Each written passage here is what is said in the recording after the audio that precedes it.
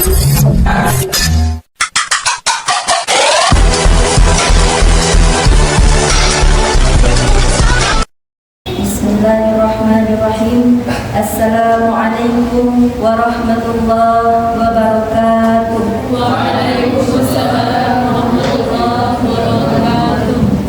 Alhamdulillah nahmaduhu wa nasta'inuhu wa nastaghfiruh wa na'udzu billahi min shururi anfusina wa min sayyiati a'malina.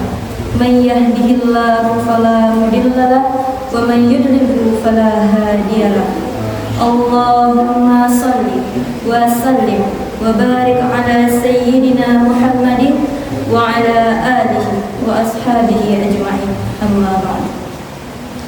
Yang sama-sama kita hormati dosen kita yang sempat hadir pada hari ini, serta hadirin dan hadirat insyaallah dirahmati oleh Allah. Segala puji bagi Allah yang telah memberikan kita nikmat kesehatan dan kesempatan sehingga kita dapat berkumpul di mushola yang insyaallah kita cintai ini. Salawat berangkaikan salam tak pernah bosannya kita hadiahkan kepada junjungan alam, yakni Nabi Muhammad sallallahu alaihi wasallam, dengan mengucapkan Allahumma salli ala sayyidina Muhammad wa ala ali sayyidina Muhammad. Hadirin dan hadirat insyaallah dirahmati oleh Allah. Manusia pilihan, manusia mulia yang Allah berikan Al-Quran kepadanya melalui perantara malaikat Jibril. Kemudian Rasulullah SAW menyampaikan kepada kita sehingga kita dapat mencap manisnya Islam. Lalu apa itu Al-Quran? Al-Quran adalah kalamullah yang Allah turunkan kepada Nabi Muhammad melalui malaikat Jibril, dan membacanya merupakan suatu ibadah. Lalu apa tujuannya menurunkan Al-Quran kepada kita, kepada Nabi Muhammad? Allah Subhanahu wa Ta'ala berfirman dalam surah Al-Baqarah ayat 185 yang berbunyi, A'udzubillahi minasyaitonir rajim. Bismillahirrahmanirrahim. Syahrul Ramadan alladzi unzila fihi al-Qur'an hudan lin-nas wa bayyinatin minal huda wal furqan. Bulan Ramadan adalah bulan yang di dalamnya diturunkan Al-Quran sebagai petunjuk bagi manusia, dan menjelas mengenai petunjuk itu membedakan antara yang hak dan yang batil. Kaum muslimin dan muslimah yang insyaallah dirahmati oleh Allah. Lalu sebagai seorang muslim, apakah kita dikatakan muslim? Sudahkah kita merasakan nikmatnya Islam? Sudahkah kita merasakan nikmatnya iman? Karena cukup dengan membaca Al-Quran saja? Tentu tidak. Allah menurunkan Al-Quran sebagai petunjuk bagi manusia, perintah sebagai pedoman bagi manusia, yang artinya di sana Allah perintahkan kepada kita untuk memahami kandungan Al-Quran, untuk mengamalkan Al-Quran, sebab Al-Quran ini kedudukannya adalah sumber hukum Islam.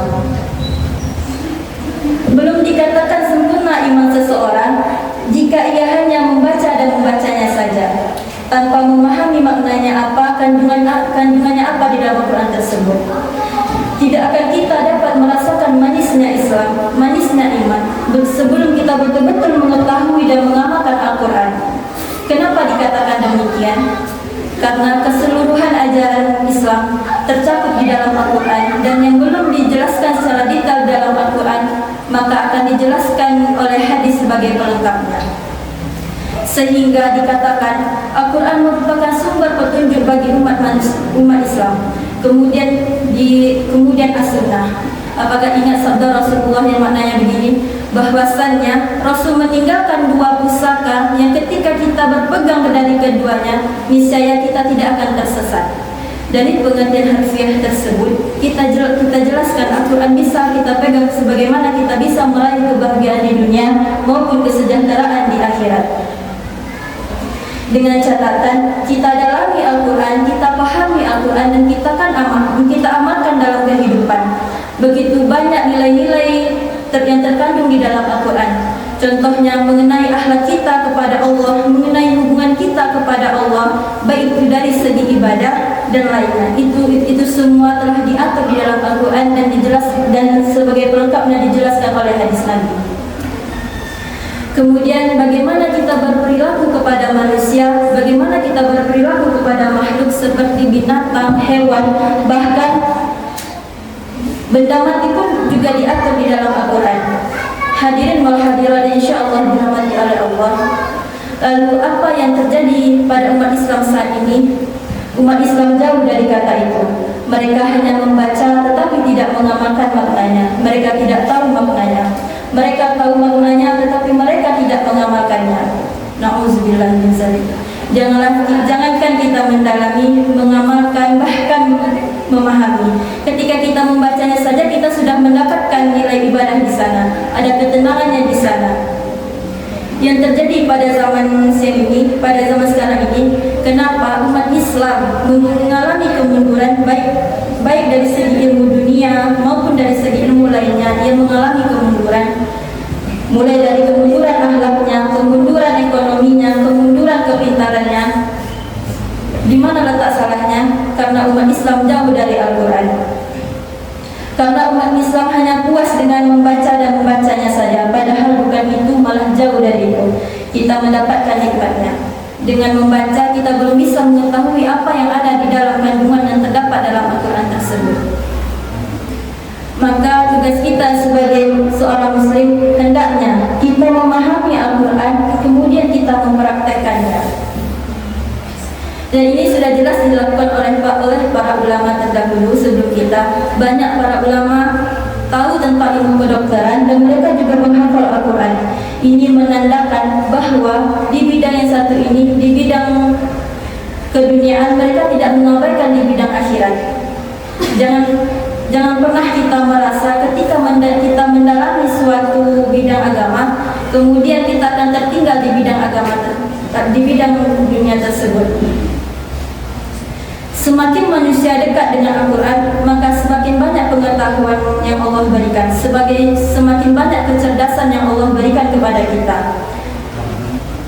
Maka ketika kita telah memahami, mengamalkan Al-Quran, baru di sini kita bisa memahami ajaran Islam itu seperti apa, kenikmatannya seperti apa, nikmat iman itu seperti apa. Maka bisa dikatakan Al-Quran ini sumber kekuatan umat Islam. Kaum muslimin dan muslimat insyaallah dirahmati oleh Allah. Maka kita sebagai umat Islam hendaknya kita kembali kepada Al-Quran, cerminkan sikap bahwa sikap yang kita cerminkan ini adalah dari contohnya Al-Quran. Al-Quran ini merupakan sumber dari kekuatan umat Islam. Jadi kita sebagai umat Islam, kembalilah kita kepada Al-Quran, kembalilah kita kepada As-Sunnah dalam ajaran agama Islam kita, sehingga kita dapat meneguk manisnya iman dan meneguk manisnya Islam. Jangan kita hanya melaksanakan kewajibannya saja dan kita mengerjakan hanya sebatas memenuhi kewajibannya saja, tapi jadikanlah ini perintah Allah, ibadah yang kita lakukan kedamaian bagi kita dan kebutuhan bagi kita. Ketika kita kembali kepada Al-Quran, maka engkau akan kembali mendapatkan kehidupannya, sumber kekuatan dan sumber ketenangan. Mungkin hanya ini yang dapat saya sampaikan. Kurang dan salah saya mohon maaf. Wabillahi taufiq wal hidayah. Wassalamualaikum warahmatullahi wabarakatuh.